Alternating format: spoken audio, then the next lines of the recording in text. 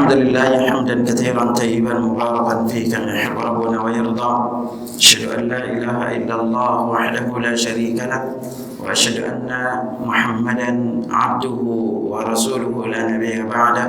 اللهم صل وسلم على نبينا محمد صلى الله عليه wasallam. Alhamdulillah, Allah Subhanahu wa taala senantiasa memberikan kita kemudahan, memberikan kita kesehatan, serta memudahkan kita melangkahkan kaki menuju rumahnya. Semoga kemudahan yang Allah Subhanahu wa taala berikan kepada kita ini kelak akan mempermudah langkah kita menuju surga di hari kiamat. Nah, ikhwatal iman rahimakumullah, kali ini kita masuk di tema yaitu adabud du'a wa amakinu wa awqatil ijabah. Itu kali ini kita akan membahas terkait dengan adab-adab berdoa, juga tempat dan waktu-waktu nanti diijabahnya doa. Ini pembahasannya agak panjang sedikit di adab-adab doa ini. Mungkin kita akan singgung sebanyak 2 kali. Kenapa adab doa ini termasuk di antara penyebab besar juga doa kita dikabulkan oleh Allah Subhanahu wa taala. Yang ketika kita adab ini tidak sesuai dengan apa yang dicontohkan oleh Rasulullah, maka bisa jadi ini penyebab juga doa kita tidak diijabah oleh Allah Subhanahu wa taala. Nah, di antara adab yang pertama apa? Yabda'u bihamdillah wa yusalli 'ala nabi sallallahu alaihi wasallam wa yakhtimu bidzalik. Yaitu memulai dengan pujian kepada Allah, selanjutnya diikuti dengan selawat Nabi sallallahu alaihi wasallam dan ditutup dengan itu. Nah, ini akhwatul iman rahimakumullah.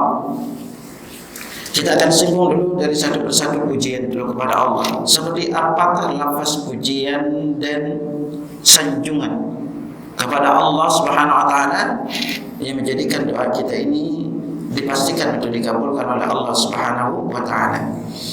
Ini kisah ada seorang yang lagi salat, lalu tahu-tahu dia langsung berdoa kepada Allah Subhanahu, langsung meminta kepada Allah. Diriwayatkan dari Fudhalah ibn Ubaidillah qala sami'a Rasulullah sallallahu alaihi wasallam rajulan yad'u fi salatihi. Jadi dari Fudhalah bin Ubaidillah, Nabi sallallahu alaihi wasallam mendengar seorang yang berdoa di dalam salatnya. Lam yumajjidillah ta'ala, dia tidak mengagungkan, tidak memuji Allah Subhanahu wa taala. Wa lam yusalli 'ala nabi sallallahu alaihi wasallam, dan juga tidak membaca salawat kepada Nabi sallallahu alaihi wasallam. Faqala Rasulullah sallallahu alaihi wasallam, lalu Nabi bersabda, ajjala hadza, laki-laki ini tergesa-gesa. Faqala lahu aw ghairi, kemudian beliau bersabda kepadanya dan pada selainnya, idza shalla ahadukum, jika salah seorang di antara kalian itu berdoa, falyabda bi tahmidillahi wat tsana'i alaihi, hendaklah dia memulai dengan memuji dan menyanjung Allah Ta'ala. Thumma yusalli 'ala nabi sallallahu alaihi wasallam, kemudian dia membaca selawat kepada Nabi sallallahu alaihi wasallam. Thumma yad'u ba'du bima syaa, kemudian setelah itu silakan dia meminta apapun yang ingin dia minta. Diriwayatkan Abu Dawud, At-Tirmidzi, disahihkan Al-Albani dalam Sahih Abi Dawud dan Sahih At-Tirmidzi. Dalam riwayat lain Nabi dijelaskan wala Rasulullah sallallahu alaihi wasallam rajulan akhar yusalli fa yamajjada Allah wa hamidahu wa shalla 'ala nabi sallallahu alaihi wasallam. Dalam riwayat lain Nabi melihat seorang laki-laki yang sedang salat, kemudian dia memuliakan Allah, memujinya dan membaca selawat kepada Nabi sallallahu alaihi wasallam. Faqala Rasulullah sallallahu alaihi wasallam, maka Rasulullah sallallahu alaihi wasallam bersabda, ayyuhal musalli, wahai yang sedang salat, ud'u tujab, berdoalah doamu diijabah, wasal tu'ta, mintalah permintaanmu itu dikabulkan. Ini sebagai sebuah gambarannya. Ini dalam lafaz lain diriwayatkan dari Abdullah bin Mas'ud qala kuntu usalli wa Nabi sallallahu alaihi wasallam Abu Bakar wa Umar ma'a. Aku pernah salat sementara saat itu Abu Bakar, Rasulullah bersama Abu Bakar dan Umar. Falamma jalastu, manakala aku duduk, itu duduk di waktu tasyahud, bada'tu bitana'i 'ala Allah, kemudian aku memulai menyanjung Allah. Thumma salatu ala Nabi sallallahu alaihi wasallam, kemudian membaca selawat kepada Nabi sallallahu alaihi wasallam. Thumma da'awtu li nafsi, kemudian aku berdoa untuk diriku sendiri. Faqala Nabi sallallahu alaihi wasallam, kemudian Nabi bersabda, sal tu'ta, sal tu'ta, mintalah kamu akan diberi, mintalah kamu akan diberi. Nah, ini sebagai sebuah gambaran jemaah sekalian. Maka di sini kita belajar ada dua penting yang akan kita coba singgung pagi ini. Di antara yang pertama itu adalah lafaz pujian kepada Allah agar doa kita makbul itu seperti apa lafaznya. Dan ini hal penting juga yang perlu kita ketahui. Nah, wa rahimakumullah, memuji Allah dan menyanjungnya maka merupakan di antara perkara penting terbesar untuk menjadikan doa kita dikabulkan oleh Allah. Makanya ketika pujian ini tidak kita lakukan, bisa jadi penyebab doa kita tidak dikabulkan oleh Allah Subhanahu wa taala. Apalagi nanti kalau kita tidak membaca selawat kepada Nabi sallallahu alaihi wasallam. Makanya dalam hal ini perlu kita ketahui pujian apa, lafaznya seperti apa yang Nabi baca menjadikan doa kita lebih dipastikan. Nah, makanya dalam riwayat lain yang diriwayatkan dari Abdullah bin Buraidah an abihi anna Rasulullah sallallahu alaihi wasallam sami'a rajulan yaqul, ada seorang dari Abdullah bin Buraidah dari bapaknya bahwasanya Rasulullah sallallahu alaihi wasallam mendengar seorang mengucapkan, ya. Ini di antara bentuk pujiannya. Apa bunyinya? Allahumma inni as'aluka bi anni ashhadu annaka antallah la ilaha illa antal ahadus samad alladhi lam yalid wa lam yulad wa lam yakul lahu kufuwan ahad. Ini kan bagian bawah udah hafal kan? Nah, bagian bawahnya dapat tinggal atasnya. Allahumma inni as'aluka bi anni ashhadu annaka antallah la ilaha illa antal ahadus samad alladhi lam yalid wa lam yulad wa lam yakul lahu kufuwan ahad. Kalau ada kesulitan nanti Anda kirimin doanya dia. Kemudian Nabi bersabda, walladzi nafsi biyadihi, demi jiwaku yang ada di tangannya, laqad sa'alallahu bismihil a'zam, sungguh tadi orang ini dia meminta dengan nama Allah yang paling agung, alladzi idza du'a bihi ajaba. Kalau berdoa menggunakan nama ini, doanya diijabah. Wa idza su'ila bihi a'ta. Kalau meminta menggunakan nama ini, permintaannya itu diberi. Subhanallah. Itu. Dalam ayat lain, laqad sa'atallahu bismil a'zam.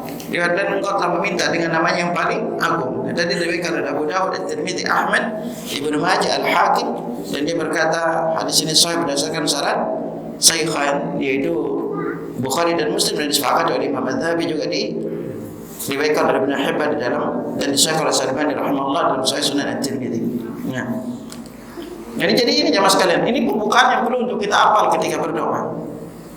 Allahumma inni as'aluka bi anni ashhadu annaka antallah la ilaha illa anta al-ahadus samad alladzi lam yalid wa lam yulad wa lam yakul lahu kufuwan ahad. Lalu ini pembukaan yang pertama. Ada pembukaan yang kedua lagi yang diriwayatkan dari Anas bin Malik radhiyallahu anhu, annahu kana ma'a Rasulillah sallallahu alaihi wasallam jalisan. Bahwasanya dia, Anas bin Malik, pernah bersama Rasulullah sallallahu alaihi wasallam lagi duduk-duduk. Wa rajulun yusalli thumma da'a. Ya, duduknya di masjid. Kemudian ada seorang yang lagi sholat, lalu dia berdoa. Dia buka doanya dengan mengatakan, Allahumma inni as'aluka bi anna lakal hamd la ilaha illa antal mannan badi'us samawati wal ard ya dzal jalali wal ikram ya hayyu ya qayyum. Ketika ada orang buka dengan doa ini, pembukaan doa ini, apa kata Nabi? Faqala Nabi sallallahu alaihi wasallam, maka Nabi sallallahu alaihi wasallam bersabda, laqad Allah bismil azim, sungguh dia telah meminta kepada Allah dengan nama-namanya yang paling agung. Alladzi idza du'a bihi ajaba. Kalau berdoa menggunakan nama ini, doanya diijabah. Wa idza su'ila bihi a'ta. Yang kalau meminta menggunakan nama ini, maka permintaan itu diberi.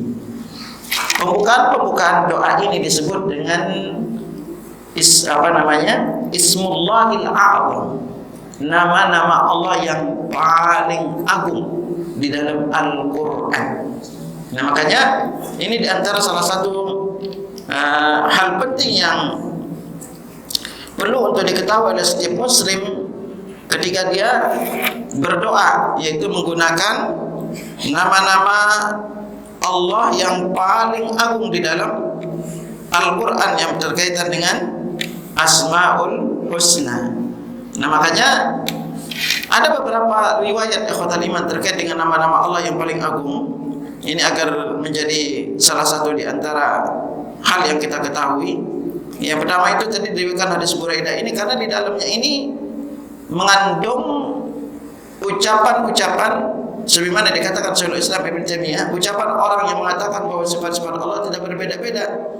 Maka karena di dalam sifat-sifat Allah ini ada berbeda-beda dari sisi keutamaan. Terutama yang paling agung itu adalah nama Allah, kalimat Allah ini. Maka penjelasan semua sisa nama Allah dari Ar-Rahman, Ar-Rahim terusnya itu adalah penjelasan dari nama Allah. Makanya nama-nama ini penting untuk kita pakai ketika kita berdoa. Di antara nama-nama Allah yang paling agung dari penjelasan para ulama, seperti Imam Abdullah bin Manda mengatakan namanya adalah Allah. Makanya di lafaz tadi ada kalimat Allah, juga ada kalimat Hayyu Al-Qayyum. Ini ada dalam ayat kursi. Allahu la ilaha illa huwal hayyul qayyum.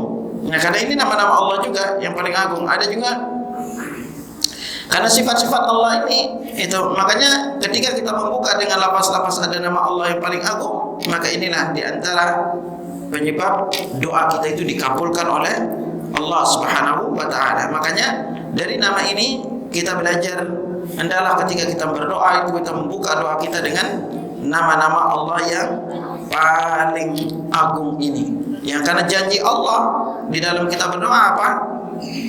Alladzi idza du'a bihi ajaba. Kalau dia berdoa menggunakan nama ini, doanya diijabah. Wa idza su'ila bihi a'ta.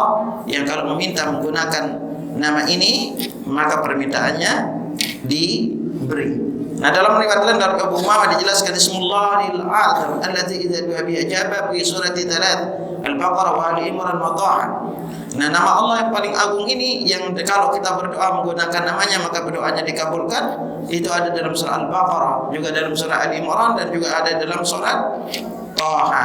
Di antara para ulama menjelaskan kalau di dalam surat Al-Baqarah itu adanya di ayat kursi, ya. Ayat kursi. Nah, lalu Ali Imran juga ayat kursi mana? Allahu la ilaha illa huwal hayyul qayyum.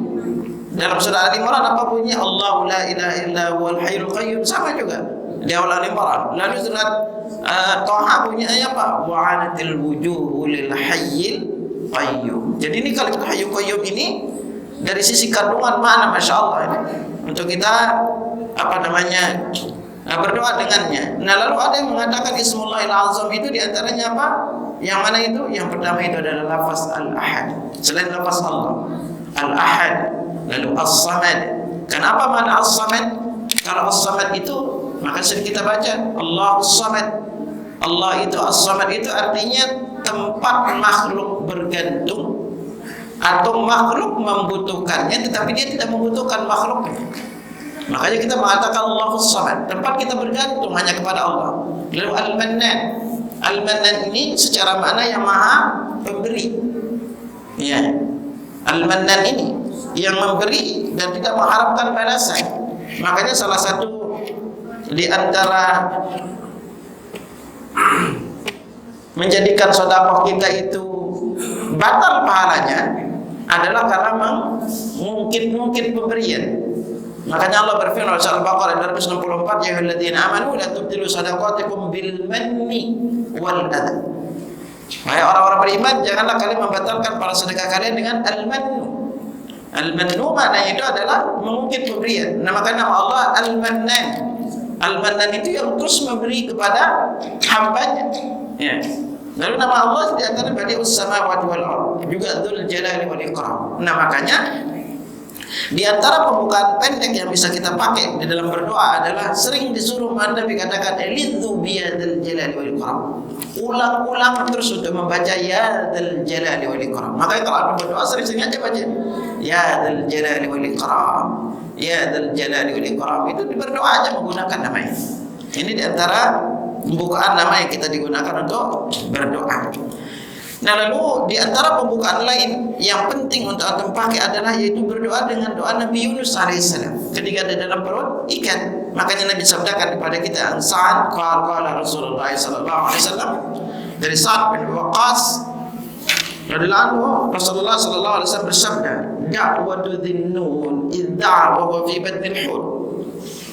Doa Dhunnun yaitu Nabi Yunus alaihissalam ketika berdoa di dalam perut ikan, bunyinya apa? La ilaha illa anta subhanaka inni kuntu minadh dhalimin. Jadi Nabi Yunus dalam surat Al-Anbiya ayat 87. La ilaha illa anta subhanaka inni kuntu minadh dhalimin. Nah, kalau kita berdoa dengan doa ini, membuka doa kita dengan doa ini, apa kata Nabi? Fa innahu lam yad'u biha rajulun muslimun fi syai'in qat. Tidaklah seorang muslim berdoa dengan doa ini di dalam suatu keperluannya illa istajaballahu lah, melainkan Allah mengabulkan doanya. Nah, di sini kalau Tirmidzi, Ahmad, Al-Hakim dan dalam sahihnya dan dimensahkannya dan disepakati oleh Imam Az-Zahabi. Nah, jadi ini doa-doa pembukaan yang bisa kita pakai. Itu yang paling gampang doa apalah la ilaha illa anta subhanaka inni kuntu minadh dhalimin. Dalam riwayat lain, Muslim pernah mendatangi Nabi sallallahu alaihi wasallam lalu berkata, "Ya Rasulullah, alimni du'aan a'udzu bihi." Rasulullah, ajarkan aku doa yang dengannya aku berdoa. Maka Nabi sallallahu alaihi wasallam sudah dia apa? Subhanallah asyran, baca tasbih 10. Wahmadillah asyran, baca tahmid 10. Wa kabrillah asyran, bacalah takbir 10. Kalau kau meminta kata Allah, maka apa kata kalau berdoa dengan anak setelah berdoa lalu apa kata Allah? Aku kabulkan yang kamu inginkan, aku kabulkan yang kamu inginkan, aku kabulkan yang kamu inginkan. Nah, makanya ini jemaah sekalian, pentingnya untuk kita membuka doa kita ini. Kalau bisa buka dengan ajarkan Nabi. Mungkin antum sering mendengar doa di masyarakat kita bilangnya hamdan yu'afi ni'amahu wa yukafiru mazida. Ya Rabbana lakal hamdu kama yanbaghi li jalali wajhikal karim wa 'azimi sultanik. Apakah ini ada riwayatnya? Tidak didapat riwayatnya dari Nabi SAW. Mending antum buka dengan pembukaan yang udah Nabi ajarkan. Dari sisi pembukaan terutama menggunakan nama-nama Allah Al-Ahad, yang Maha Agung, yaitu Allah, lalu Al-Ahad As-Samad, ya Badi'us Samawati wal Ardh, lalu apa? Ya Dzul Jalali wal Ikram, lalu ya Hayyu ya Qayyum. Ini di antara nama-nama Allah yang agung yang kalau kita membuka dengannya maka doa kita itu dikabulkan, yang kalau kita meminta menggunakan nama tersebut permintaannya itu diberi. Dan inilah pentingnya ikhwatul iman untuk kita ketika berdoa menggunakan nama ini. Makanya ketika kita berdoa di dalam salat itu sudah terangkum semua dari rangkaian ini. Karena dari awal kita memuji Allah, baca alhamdulillahirabbil alamin dari takbir terus, maka itu yang menjadikan doa kita itu lebih dikabulkan ketika kita meminta di saat kita sedang salat. Nah, ini yang pertama. Nah, yang kedua, di antara hal penting yang perlu diketahui adalah yaitu membaca selawat kepada Nabi sallallahu alaihi wasallam. Ya. Tidak membaca selawat kepada Nabi menjadikan doa kita itu ngawang-ngawang antara langit dan bumi, tidak naik tidak turun. Makanya demikian dari Ali bin Abi Thalib kalau dia berkata kullu du'ain mahjubun hatta yusalli ala Muhammadin sallallahu alaihi wasallam wa ali Muhammad. Setiap doa itu mahjub, terhalang untuk dikabulkan sampai membaca selawat kepada untuk Nabi sallallahu alaihi wasallam dan keluarga Nabi. Nah, dalam riwayat lain yang diriwayatkan dari Anas, hadis ini marfu' dari Abdullah bin Busr lalu marfu'an an Anas dari Anas, lalu dari Umar bin Khattab dikatakan inna du'a mauqufun bainas sama'i wal ardh. Doa itu ngawang-ngawang antara langit dan bumi. La yas'adu minhu syai'un hatta tusalli ala nabi. Maka tidak ada doanya yang akan naik sampai membaca selawat kepada Nabi sallallahu alaihi wasallam. Nah, di sini makanya pentingnya kita membaca di bab selawat. Nah, apakah lagi bagaimana lapas-lapas selawat? Ini juga Anda perlu tahu nih lapas selawatnya. Lapas selawat yang paling pendek diriwayatkan oleh Imam Tabrani bunyinya adalah Allahumma salli wa sallim ala nabiyyina Muhammad. Lapas yang sahih paling pendek, atau kita bisa membaca sallallahu alaihi wasallam. Ini yang paling banyak lapas yang dipakai. Ditulis oleh para ahli hadis bunyinya adalah sallallahu alaihi wasallam. Itu. Nah, atau kita membaca salawat persis seperti yang kita baca di saat salat. Ya. Di antara lapas salawat itu bunyi Allahumma salli ala Muhammad. Kalau lapas salawat yang paling sahih jemaah sekalian, yang paling afdal adalah riwayat dari Ka'ab bin Ujrah. Dulu sahabat ikhwatul iman itu kalau mereka tidak tahu sesuatu mereka bertanya kepada Nabi. Jadi mereka tidak membuat salawat sendiri. Makanya ketika sahabat diriwayatkan dari Ka'ab bin Ujrah berkata, ya Rasulullah, inna na'lamu kaifa nusallim alaihi. Wahai Rasulullah, kami tahu cara mengucapkan salam kepadamu. Wa kaifa nusalli alaihi. Lalu gimana cara kami mengucapkan selawat kepadamu? Lalu Nabi ajarkan dari selawat yang paling sahih. Bunyinya apa? Allahumma salli ala Muhammad wa ala ali Muhammad kama sallaita ala Ibrahim wa ala ali Ibrahim innaka Hamidum Majid. Allahumma barik ala Muhammad wa ala ali Muhammad kama barakta ala Ibrahim wa ala ali Ibrahim innaka Hamidum Majid. Nah, kalau dalam riwayat ini Bukhari Muslim itu innaka Hamidum Majid itu 2 kali. Adapun yang antum pakai selawat selama ini itu diriwayatkan juga dari Ka'ab bin Ujrah, diriwayatkan dari Abu Musa al-Asy'ari, ya Abu Mas'ud al-Ansari. Apa bunyinya? Allahumma salli ala Muhammad wa ala ali Muhammad kama sallaita ala Ibrahim. Ya. Tidak pakai ali Ibrahim. Kama sallaita ala Ibrahim wa barik ala Muhammad wa ala ali Muhammad kama barakta ala Ibrahim fil alamin innaka Hamidum Majid. Nah, yang paling kuat itu adalah Ka'ab bin Ujrah karena dikatakan apa? Kama sallaita ala Ibrahim wa ala ali Ibrahim. Kalau dalam riwayat berikutnya itu tidak pakai kalimat ala Ibrahim. Makanya dikatakan selawat Ka'ab bin Ujrah ini paling komplit isi selawat. Karena Nabi ketika mengajarkan selawat ke sahabat langsung memilih selawat ini. Dikatakan sebenarnya dikatakan Ibnu Qayyim dalam Jala'ul Afham, juga dikatakan oleh Imam As-Sakhawi. Ya. Nah, ikhwatul iman rahimakumullah. Jadi di sini pentingnya untuk kita membaca selawat kepada Nabi SAW, karena membaca selawat ini penyebab juga di antara doa kita itu dikabulkan oleh Allah Subhanahu wa taala. Makanya yang paling penting antum pastikan itu adalah baca selawat yang diajarkan oleh Nabi sallallahu alaihi wasallam. Karena di masyarakat kita ini banyak beredar selawat.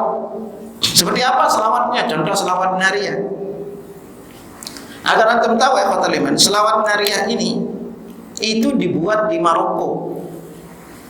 Kalau di Maroko dengan Mesir itu namanya selawatnya taziyah. Karena berasal dari wilayah Maroko, di wilayah Taz. Ya. Lalu sampai Indonesia yang terkenal namanya adalah selawat nariyah. Itu buatan orang. Tidak ada riwayat dari Nabi sallallahu alaihi wasallam. Ya, apalagi anda sering dengar bunyi Allahumma shalli salatan kamilatan wa sallim salaman tamman ala sayyidina Muhammadin alladzi tanhallu bil uqad wa tanfarju bil quran. Syiriknya itu mulai dari sini. Ya. Muhammad itu yang melepaskan kesulitan, yang hajat-hajat orang terpenuhi karenanya. Ini yang syiriknya di sini. Enggak boleh untuk berdoa dengan seperti ini. Dan perlu antum ketahui semua lafaz selawat yang ada dalilnya yang resmi dalilnya dari Nabi lalu antum ketemu dalilnya riwayat hadisnya, tidak menggunakan lafaz sayyidina. Bahkan Qadhiyat mengatakan seluruh sahabat membaca salawat itu nggak pernah menggunakan lafaz sayyidina. Ya. Karena lafaznya seperti itu, aslinya dari Nabi itu seperti itu. Ya. Makanya Imam Syafi'i pun tidak pernah menggunakan lafaz sayyidina. Imam Syafi'i. Maka di pembukaan kitab beliau Al-Um sebagaimana dikatakan Al-Hafiz Ibnu Asqalani, beliau langsung mengatakan Allahumma shalli ala Muhammad, tidak menggunakan lafaz sayyidina. Ya. Nah makanya di dalam salat antum jangan, lebih baik menggunakan lafaz aslinya, karena Nabi tidak menggunakan lafaz sayyidina. Ustaz, apakah keliru kita membaca sayyidina? Dalam perkara membaca sayyidina, pertama di dalam salat itu murni pakai gunakan lafaz itu. Karena itulah yang sampai kepada kita riwayatnya dari Nabi. Makanya kalau antum berbicara di hadis sampai lafaz sayyidina, dalam riwayat hadis tidak akan pernah ketemu seluruh lafaznya. Nah, adapun di dalam luar salat, maka memang para ulama memberikan keringanan dengan menggunakan lafaz sayyidina ini. Ya, yang mau pakai silakan. Tetapi menggunakan lafaz asli sesuai dengan Nabi yang Nabi ajarkan, inilah yang lebih afdal untuk kita pakai.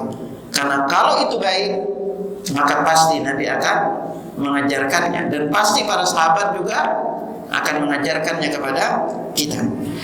Nah, di dalam perkara salawat ini, hal penting juga akan ingat sebenarnya dikatakan Ibnu Qayyim dalam kitab beliau Jila'ul Afham. Selawat ketika kita berdoa itu memiliki 3 tingkatan. Apa tingkatannya? Al-martabatul ula, tingkatan yang pertama an yusalli alaihi sallallahu alaihi wasallam qabla du'a wa ba'da hamdillah ta'ala. Jadi kalau kita baca selawat itu ada 3 tingkatan. Yang pertama itu adalah membaca salawat kepada Nabi setelah puji-pujian. Artinya apa? Puji-pujian dulu, baca salawat, baru berdoa. Ini model yang pertama. Al-martabatu tsaniyah, model yang kedua, usalli alaihi fi awal du'a wa fi awsadi wa fi akhir. Yaitu kita berselawat kepada Nabi itu di awal, tengah, akhir. Ya, jadi kita berdoa, puji-pujian dulu, lalu baca selawat, lalu berdoa. Ya. Nanti kita juga baca di tengahnya ketika berdoa, juga baca di akhirnya sebelum doa ditutup. Nah, al-martabatu tsaniyah, tingkatan yang ketiga, usalli alaihi fi awwali wa akhiri wa jalu hajatahu mutawassitan bainahuma. Nah, yang ketiga itu adalah kita berdoa ya kepada Nabi, memuji Allah, lalu berselawat kepada Nabi di awal, ya di awal, lalu terus berdoa.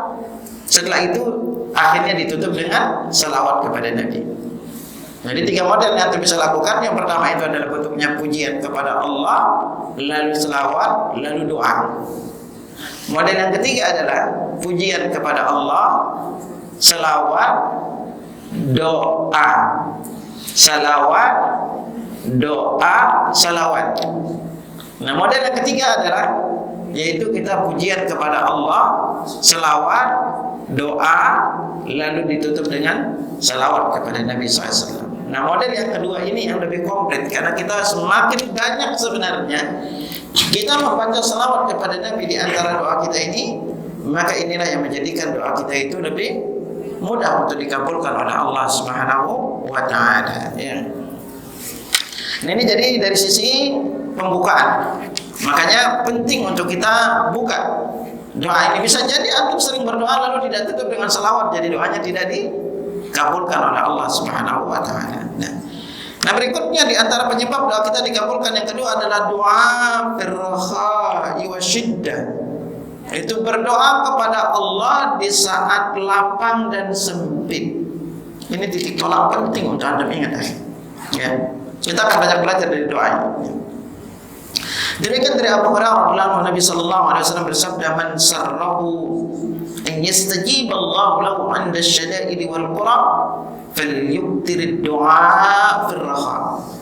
Siapa saja yang senang doanya dikabulkan dikala dia berada dalam kondisi sempit dan susah. Ya. kesempitan dan kesusahan yang sangat, yang menyempitkan dirinya, falyukthir du'a fil raha, hendaklah dia banyak-banyak berdoa dikala dia keadaan lapang. Wal makna, di antara makna man ahabba yastajib Allahu lahu inda syada'id wa yal hadithah syaqqa. Jadi barang siapa yang ingin doanya dikabulkan ketika syada'id itu artinya ketika itu kejadian yang menjadikan sulit ya hidup kita, atau kurab al-ghammul ladzi ya'khudhu an-nafs, yaitu kegundahan yang menjadikan diri ini tertekan ya.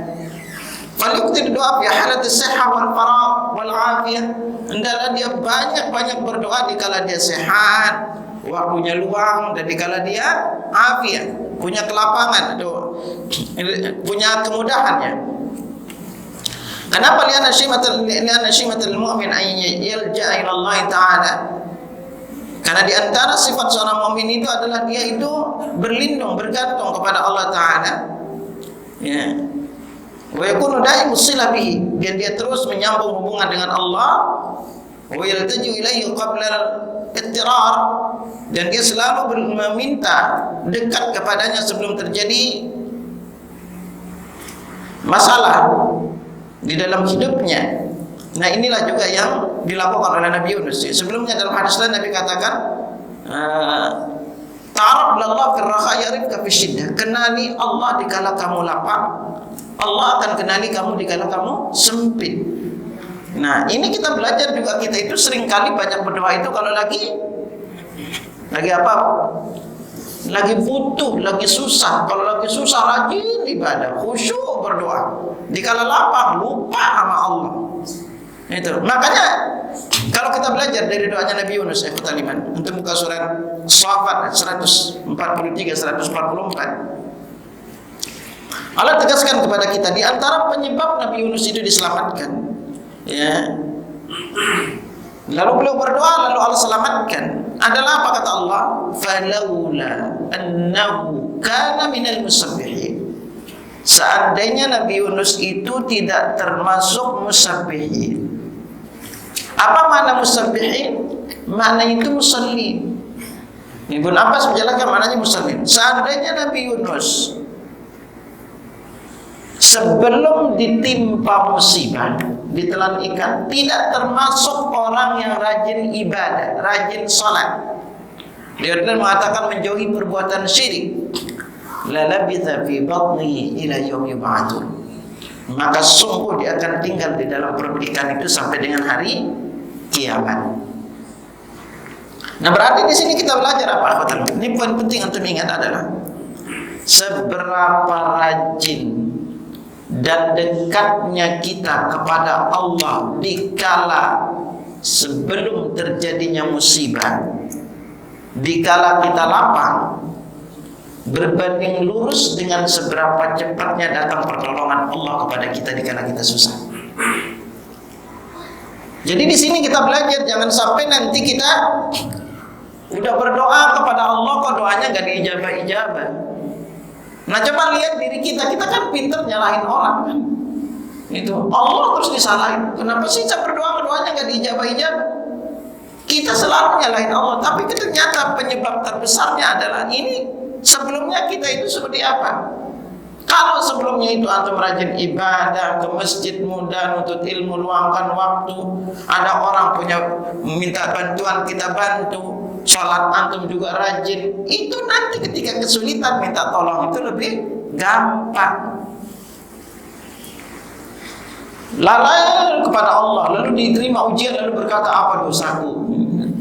Padahal selama ini hidupnya bergelimang dosa gitu. Ketika diuji sama Allah bilangnya apa dosaku, apa salahku ya. Nah, makanya ingat selalu Allah dikala kesulitan, apa dikala antum lapang, karena kelapangan juga itu ujian bagi kita ya. Kelimpahan rezeki juga ujian bagi kita ya. Jangan menyangka kita ini selalu kalau dengar ujian yang terlintas di kepala apa? Musibah, susah. Itu yang selalu kita bilang. Tapi gak ada yang pernah mengatakan misalnya dapat jabatan lalu bilangnya Innalillahi wa inna ilaihi raji'un. Buktinya ketika dapat jabatan ngapain? Pasti pada syukuran kan kalau dapat jabatan gitu. Ya. Karena melakukan syukuran itu seperti sebuah baginya nikmat. Padahal orang-orang terdahulu yang saleh sebelum kita kalau dapat jabatan mereka beristirja. Ya, Imam Abu Hanifah dipenjara gara-gara apa? Nggak mau jadi hakim. Dipaksa jadi hakim. Qadhi itu zaman dulu itu paling tinggi kedudukan. Ya. Ulama besar mazhab Hanafi. Beliau itu dipenjara gara-gara nggak mau jadi hakim. Itu akhirnya dipenjara aja. Dan banyak terjadi, bukan satu dua kalau kita baca kisah mata dahulu. Nah, kenapa? Ya inilah mereka itu takutnya, ya, karena menyalahi apa yang diaturkan oleh Rasulullah SAW. Karena kenapa Nabi katakan itu? Hakim itu, qadhi itu, sebelah kakinya di surga, sebelah di neraka. Tinggal yang berat mana itu? Kalau banyak keputusannya enggak sesuai syariat, itu, ya udah dia ke neraka. Kalau banyak sesuai dengan syariat, dia ke surga. Gitu. Nah di sini akhwatul iman, jadi pada kuncinya apa? Kita sebagai seorang muslim, cara kita membangun hubungan dengan Allah apa? Ini paling penting itu adalah sholat di awal waktu. Antum sekarang dipanggil oleh Allah 5 kali sehari, diundang ke rumahnya setiap hari 5 kali sehari. Lalu tahu-tahu nggak mau penuhi undangan Allah? Ya kan? Kita aja kalau diundang sama teman kita lalu nggak datang, pasti orang itu tidak penting, benar kan? Coba kalau yang undang antum presiden, kira-kira datang nggak? Atau pejabat undang antum, itu pasti datang. Karena kenapa kita datang? Karena tahu dia orang penting. Nah sekarang antum diundang oleh Allah 5 kali sehari ke rumahnya, lalu nggak datang, berarti antum mengatakan Allah itu tidak penting. Lalu selesai itu berdoa minta rezeki, lalu nggak dikabulin doanya, yang disalahin siapa? Allah yang disalahin, coba gitu. Itulah manusia gitu kan, ya, pintar menyalahkan orang lain kalau ada masalah, makanya sering nyari kambing. Ya, ada hitam aja terus disalahin. Nah makanya di sini kita belajar lagi doa Nabi Yunus ini. Nanti ada kesempatan antum secara khusus kandungan di balik doa Nabi Yunus ini. Nanti setelah kita selesai bab doa ini kita akan singgung nanti tadabbur doa-doa terkabul. Kita akan belajar dari 4 kisah Nabi luar biasa. Itu kalau antum buka surah Al-Anbiya ayat 83 sampai 89, itu kisah 3 nabi itu. Nabi Ayub, Nabi Yunus dengan Nabi Zakaria. Ini 3 nabi ini, masya Allah. Makanya kalau antum belajar di bab doa, semua masalah hidup antum itu udah dikasih gambaran lewat kisah para nabi. Coba sekarang masalah hidup kita apa? Pertama diantaranya yang paling berat apa? Sakit. Kita dapat kisah dari Nabi Ayub. Itu. Lalu nggak punya anak, kisah dari Nabi Zakaria. Kita dapat. Lalu kalau hidup antum banyak masalah, antum bilang gelap deh. Hidup gelap nih gitu kan. Kalau antum bilang hidup gelap, apa kata Allah? Wa nada bil dhulumat. Gitu kan? Dia Nabi Yunus berdoa di dalam dhulumat, kegelapan. 3 kegelapan lagi. Gelapnya malam, gelapnya dasar lautan, gelapnya perut ikan. Itu gelap. Makanya antum kalau hidup ini gelap gitu. Gelapnya ada apa? Udah pakai doa Nabi Yunus itu aja sebenarnya rumusnya. Gitu. Ya, pakai doanya Nabi Yunus. Lalu nanti kita belajar di kisahnya Nabi Ibrahim. Nabi Ibrahim ini masya Allah. Keyakinan di dalam bab doa ini terkuat dari Nabi Ibrahim. Salah satunya apa sebagai anda ingat? Ketika Nabi Ibrahim sudah menempatkan anaknya di Bakkah, tempat yang gersak, tidak ada orang, makanya pakai Nabi Ibrahim menegaskan kepada kita itu.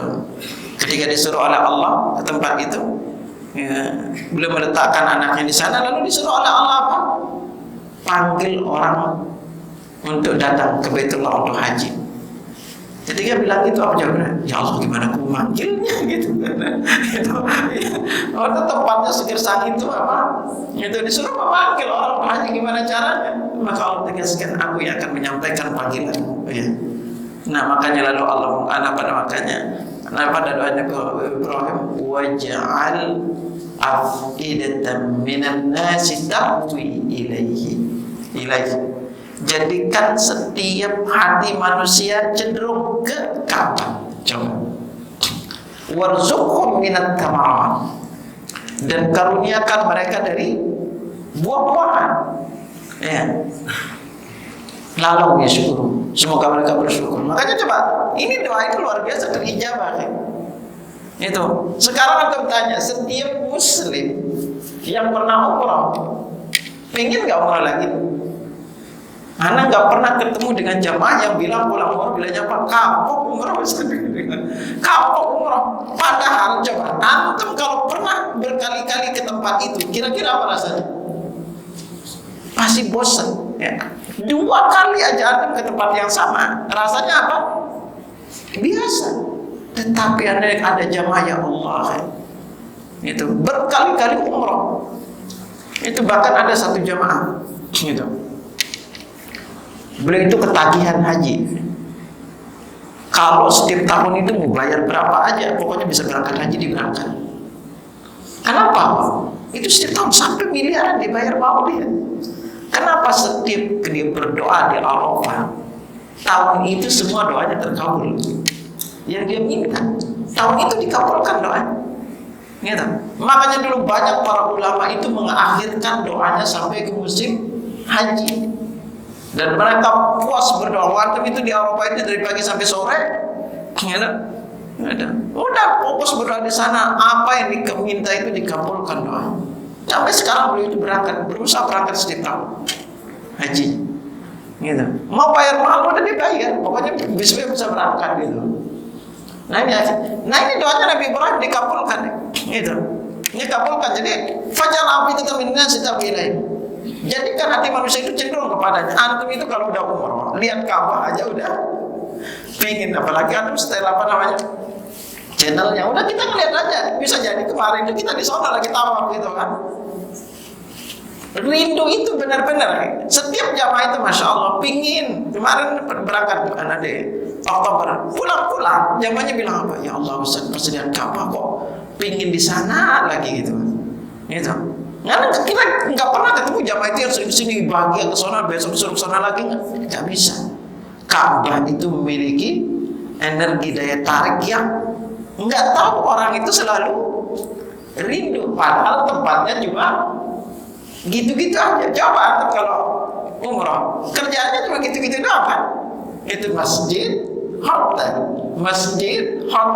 Antum jangankan itu, city tour aja di Mekah, paling gitu-gitu doang.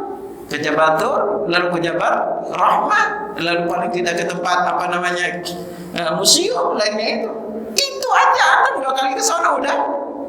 Ya mau apa lagi? Tapi ketika ke Masjidil Haram, itu bolak-balik. Nggak ada yang pernah bosan, pinginnya tawaf. Kalau enggak, segera ke masjid, duduk di masjid. Itu aja paling indah, yang paling dirasain duduk-duduk depan Ka'bah. Duduk padahal kita cuma duduk doang gitu kan, sambil nunggu sholat. Nah itulah kebahagiaan itu akhir.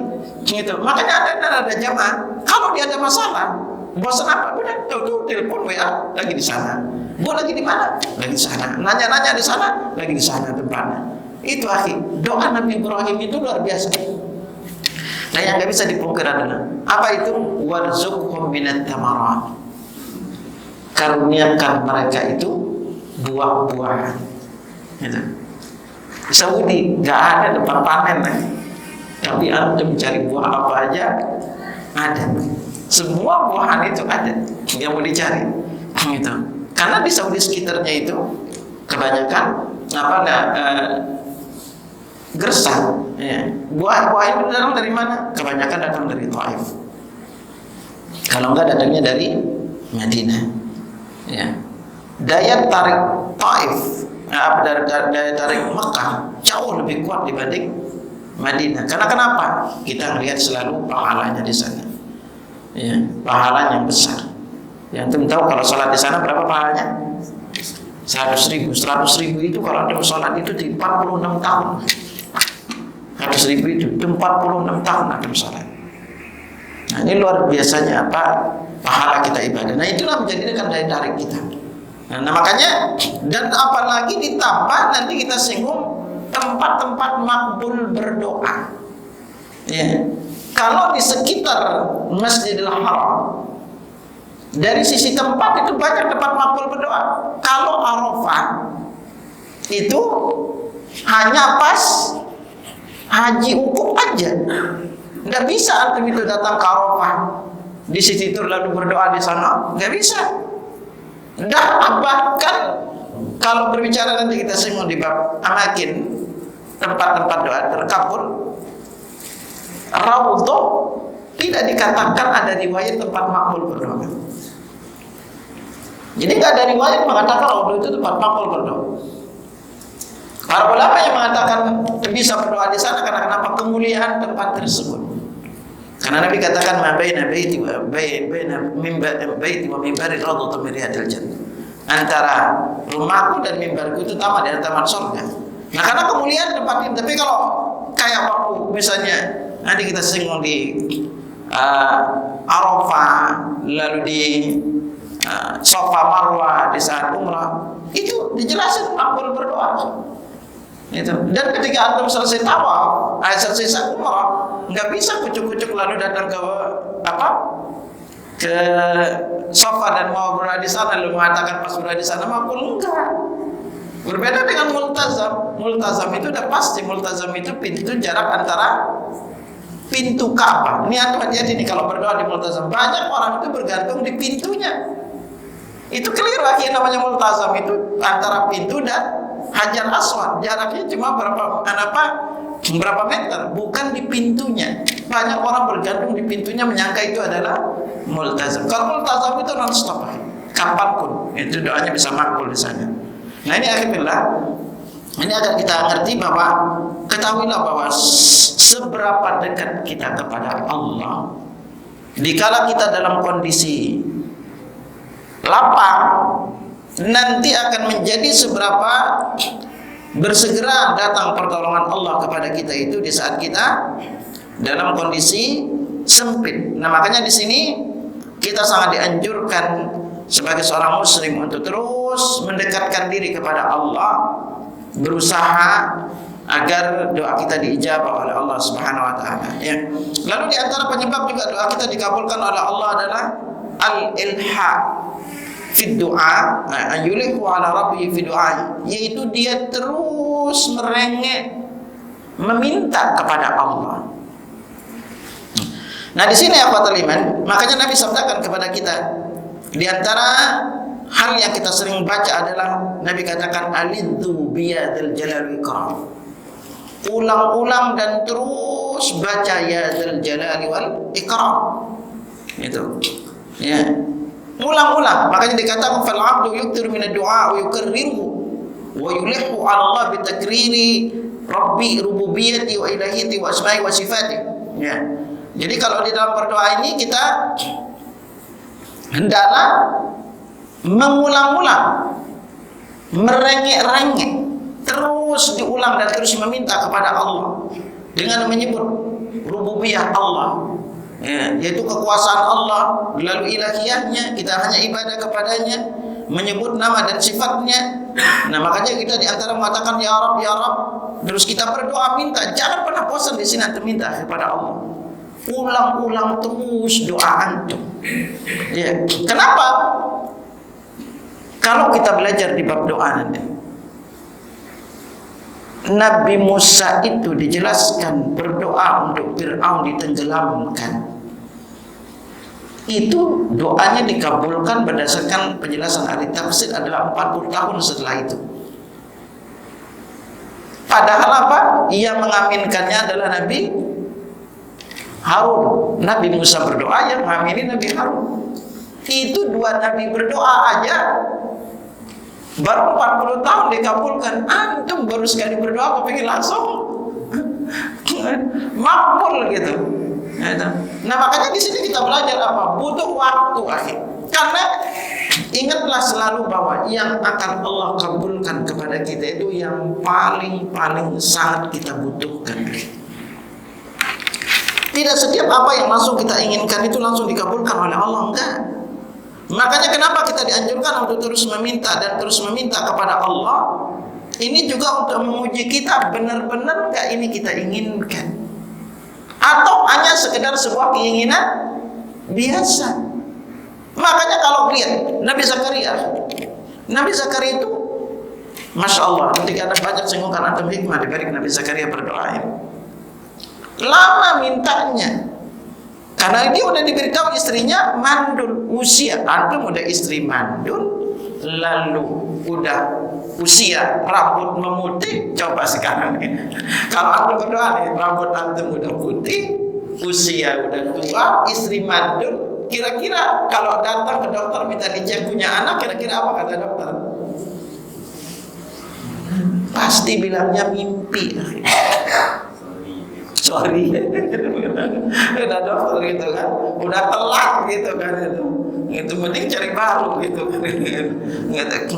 Ya, makanya kemarin ada jamaah itu cerita, itu dia apa namanya, karena keyakinan dengan doa Nabi Zakaria ini, udah berkali-kali dicek dokter, udah dokter bilang gak punya anak, tapi karena dia yakin pasti ada jalannya, dan bahkan dari sisi struktur rahim istrinya itu kata dokter dia kesulitan punya anak. Tapi apa? Dia tetap yakin bahwa akan ada jalan. Hanya itu yang dia minta. Akhirnya terus dia berusaha bertahun-tahun berdoa. Pokoknya setiap cek dokter bilang dia sulit punya anak. Tapi dia hanya yakin kepada Allah. Itu. Karena berkat doa Nabi Zakaria, udah dia terus berdoa. Lalu Allah takdirkan ternyata punya anak. Berakhir punya anak selama penantian. Anaknya udah lahir. Itu kan, lalu apa namanya, hanya beberapa bulan gitu selesai masa iddahnya, ini hanya nifasnya, udah tunggu berapa bulan, akhirnya apa? Karena yakin dulu lama tidak punya anak, itu kan, akhirnya apa? Dia hubungan suami istri itu apa? Isi lagi, gitu kan. Itu. Padahal ini gak yakin, wah gak mungkin nih karena ini aja nantinya lama punyanya gitu. Akhirnya apa? Anak itu berderetan punya anak, gitu. Nah makanya di sini ada juga beberapa jamaah itu sampai dibilang kesulitan punya anak karena sama. Lalu diajarkan ini caranya nanti kalau mau suami istri. Akhirnya apa? Anak ketemu dia tuh udah punya 3 anak. Gitu. Nah jadi antum itu dalam hal ini jangan pernah ragu. Makanya ketika nanti antum pelajarin di Nabi Zakaria terkait dengan anak, apa kata Allah? Fastajabna lahu, kami ijabah doanya. Wa wahabna lahu Yahya, kami karuniakan kepadanya Yahya. Wa aslahna lahu zawjan, kami perbaiki istrinya yang mandul jadi mengandung. Subhanallah. Ini harus antum banyak belajar kalau antum itu apa namanya merasa sulit punya anak. Jangan udah baru 5 atau 10 tahun menikah lalu mengatakan tidak punya anak. Ya mungkin itu cara kedua Anda bisa lakukan apa? Menikah lagi. Gitu. Makanya para ibu nih coba Anda belajar. Nabi Ibrahim itu kisahnya luar biasa loh. Dan dalam hal punya anak. Awalnya Nabi Ibrahim gak punya anak dari Sarah, gak punya anak dari Sarah. Lama. Gitu. Karena lamanya tidak punya anak, akhirnya apa? Nabi Ibrahim disuruh nikah. Ya, nikahlah dengan Hajar. Itu. Akhirnya ketika Hajar punya anak, lalu terjadi apa? Sarah juga jadi ngandung. Akhirnya beliau punya 2 anak. Dan Allah takdirkan apa? Dari anak kesabaran Nabi Ibrahim dan kesabaran istri beliau Sarah yang mengikhlaskan juga menikah untuk memiliki karena kepingin punya anak. Dari Ishak Allah lahirkan begitu banyak keturunan Nabi. Semua Nabi setelah Nabi Ibrahim, Ishak itu adalah dari keturunan Ishak. Lalu dari Ismail hanya lahir satu Nabi, siapa? Rasulullah SAW. Itu makanya Nabi Ibrahim disebut dengan nama Abul Anbiya, bapaknya para nabi. Antum kalau pelajari nanti silsilah Nabi, setelah Nabi Ibrahim, lalu Ishak. Kan Nabi Ibrahim punya dua, yaitu Ishak dan Ismail. Semua Nabi setelah Nabi Ishak itu adalah jalurnya sampai Nabi Isa itu jalurnya dari Ishak. Hanya jalur Ismail yang menurunkan Rasulullah Sallallahu Alaihi Wasallam. Itu makanya kita dalam hal ini, itu maka salah satu udzur untuk Adam itu boleh nikah kalau tidak punya anak. Istri mungkin divonis tidak punya anak, itu maka istri seperti ini berbesar hatilah. Ya, karena bagaimanapun suaminya pasti juga kepingin punya keturunan. Ya, apalagi kalau udah dicek. Itu jangan menjadikan itu, bisa jadi itu karunia dari Allah. Makanya ikutin polanya Nabi Ibrahim aja. Izin ke istri baik-baik gitu kan. Itu lalu karena kepingin punya keturunan, siapa tahu dengan Allah dia menikah lagi, Allah takdirkan punya anak. Jadi para nabi itu sebenarnya kisah-kisahnya itu kita udah ada contoh. Insya Allah nanti semoga ini menjadi jalan. Udah sebutkan antum kisah-kisah para nabi ini. Nah, kata lima rahimakumullah. Jadi dalam hal ini jangan pernah bosan untuk terus meminta kepada Allah. Ulang-ulang terus permintaan antum. Ya, setiap hari. Itu kalau itu memang benar-benar yang kita inginkan, apapun walaupun itu kelihatan bagi kata orang itu mustahil, yakin wallahu ala kulli syai'in qadir. Allah itu Maha Kuasa atas segala sesuatu. Apapun walaupun kehidupan antum terlihat begitu berat, masalah begitu banyak, itu ingat selalu akhir. Apa di antara mengatakan kalau hidup antum sempit, itu tanda nyata sedekah kita sedikit. Kalau ujian itu terasa berat, itu tanda iman antum belum kuat. Itu kan, itu aja. Itu. Ya. Jangan kita cuma bawaannya ngeluh aja. Kalau masalahnya kita itu kalau dibilang sedekah, langsung terlintas di kepala apa? Duit. Padahal sedekah itu tidak harus berupa duit. Senyum juga sedekah, melangkahkan kaki ke masjid juga sedekah, menyingkirkan duri di jalan juga sedekah. Makanya antum kalau berjalan pinggir jalan, udah berjalan setiap berjalan kemanapun, kalau antum ketemu yang membahayakan apa kaum muslimin, singkirkan. Ketemu beling, ketemu duri, ketemu apa yang membahayakan kaum muslimin, singkirin. Tapi kalau ketemu dompet, bilangnya ambil gitu. Nah inilah akhwatan rahimahullah. Jadi berbicara di bab doa ini adalah terkait masalah ketergantungan kita kepada Allah. Seberapa kuat hubungan kita dengan Allah bergantung kita kepada Allah. Karena kita tahu bahwa kita ini makhluk yang lemah, dan itu kita membutuhkan tempat kita bergantung. Maka di sini penting untuk antum tahu di antara nama asmaullah, ya asmaul husna seperti Allah, Al-Ahad, As-Samad, lam yalid wa lam yulad. Lalu apa nama Ya Hayyu Ya Qayyum. Lalu ini kalau antum pelajarin kalimat doa-doa ini, masya Allah itu menjadikan kita memiliki keyakinan kuat bahwa Allah Rabb kita Maha Kuasa atas segala sesuatu, tempat bergantung hambanya yang hidup dan tidak akan pernah mati, yang berdiri sendiri. Karena kekuatan inilah menjadikan kita yakin bahwa apapun yang Allah kita minta kepadanya akan dikabulkan. Cuma nanti antum harus selalu ingat bahwa model pengkabulan doa itu ada 3. Yang pertama itu langsung diberi apa yang kita minta.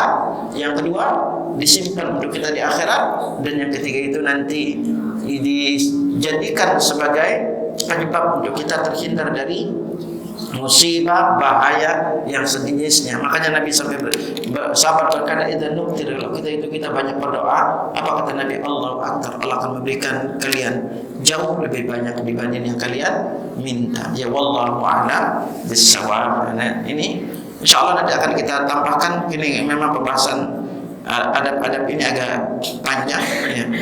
Ada ditanyakan? Silakan. Ada? Silakan.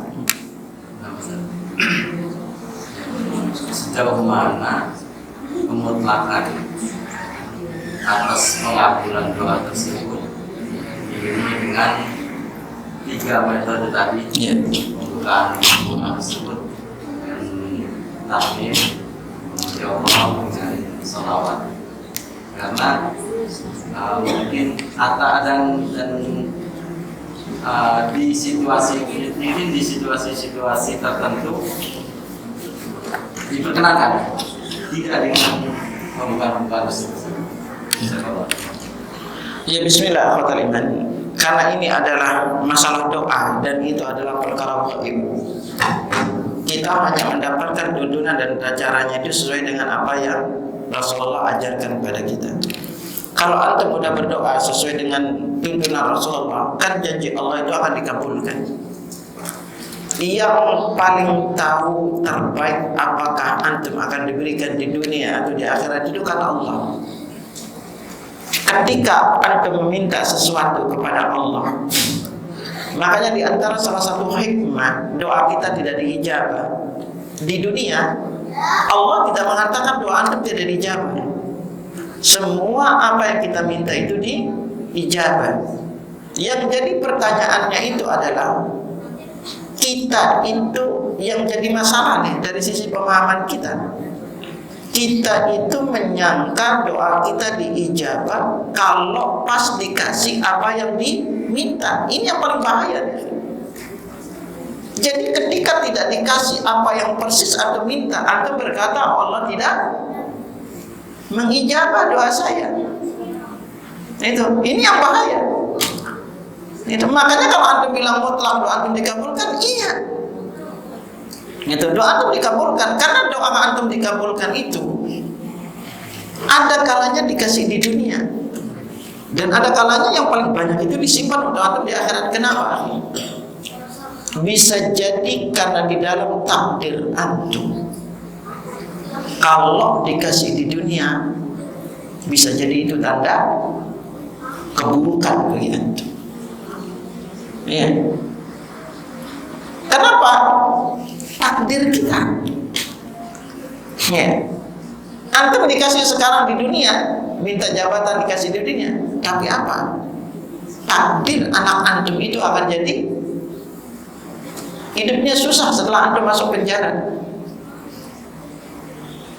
Ya. Makanya Allah tidak kasih. Enggak Ustaz, saya kan kalau ingat di dalam masalah jabatan, baik tidak baik antum bisa dijebak, bisa dikasuskan, walaupun antum itu baik.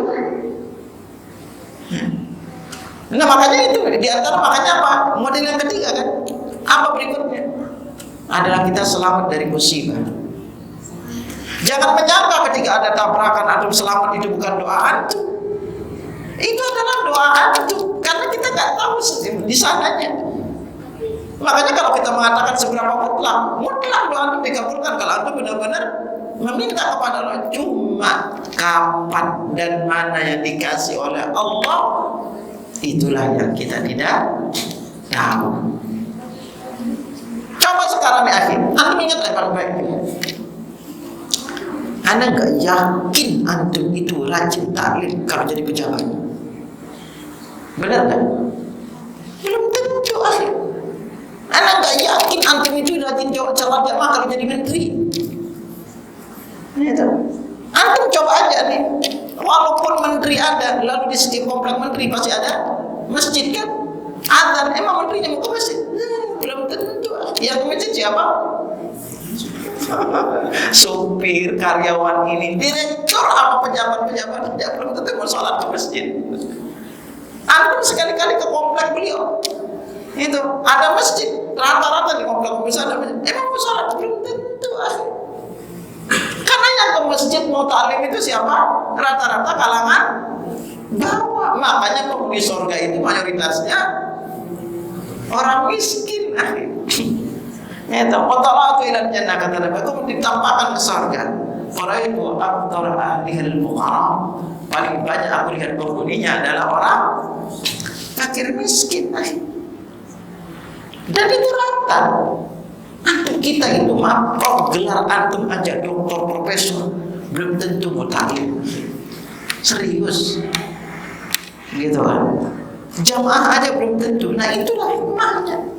Gitu kan. Allah mungkin tidak menjadikan kita orang yang mapan. Mungkin antum kalau itu nggak sempat taklim hari ini apa? Hari Ahad, pagi-pagi udah di mana? Bisa jadi udah di luar negeri ya. Gitu. Bisa jadi udah di puncak misalnya. Gitu. Nah itulah. Jadi kemutlakan, kalau kita bilang mutlak doa kita dikabulkan kalau benar-benar kita minta kepada Allah. Yang rahasianya adalah apakah yang kita minta itu di dunia, atau disimpankan untuk kita di akhirat, atau kita terhindar dari musibah. Ini yang harus kita benar-benar pahami dan sadari, gitu. Sehingga jangan menyangka nanti bahwa ketika kita tidak mendapatkan persis yang kita minta, lalu kita berkata, doa saya tidak dikabulkan oleh Allah Subhanahu wa taala. Makanya kalau antum melihat harta aja deh, apakah harta saya ini barokah atau tidak? Lihat harta kita ini mengarahkan kita kemana. Kalau dengan harta yang antum miliki itu semakin antum menjadi soleh, berarti itu tanda rezeki antum barokah, mengarahkan antum ke berbuat baik. Tapi kalau udah baru dititipin sedikit harta aja, udah awalnya dulu bisnis nih, sebelum sukses rajin ke masjid, udah sukses jarang ke masjid, udah itu tanda-tanda rezeki antum udah ini. Oh, dipanggil aja sama Allah antum jarang datang, selalu punya alasan. Itu tanda rezeki kita itu tidak barokah. Karena kalau kata barokah itu artinya nemu ziyadah, bertambah dan berkembang, yang artinya apa? Menjadikan kita semakin soleh. Kalau jabatan apapun yang Allah titipkan antum menjadikan antum semakin soleh, itu tanda antum itu rezekinya barokah. Gitu. Kalau antum semakin naik jabatan lalu tidak menjadi soleh, itu namanya apa? Istidraj. Wadhalika istidraj. Kenapa? Ketika Allah kata Nabi memberikan kemewahan dunia kepada seseorang, tapi dia semakin berbuat maksiat, apa kata Nabi? Wadhalika istidraj. Itu namanya istidraj. Diberi aja dulu di dunia, tapi apa kata? Wa ma lahum fil akhirati min nasib. Tapi mereka tidak memiliki balasan di akhirat kelak. Nah itu akhir. Ini sekali lagi yang harus anda ingat. Selalu ingat tiga ini ketika berdoa. Sehingga menjadikan antum kalau dikasih di dunia, alhamdulillah. Mungkin bagi saya disimpankan di akhirat. Dan yang penting antum ingat akhir. Kesolehan orang tua itu berefek kepada anak cucu antum. Ya, bisa jadi antum gak dikasih sekarang, tapi dikasihnya ke siapa? Ke keturunan antum dikasih oleh Allah. Ya kan? Gitu.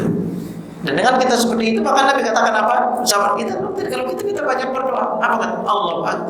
Allah akan berikan kalian jauh lebih banyak dibanding yang kalian minta. Wallahu a'lam bishawab. Ada lagi? Ada?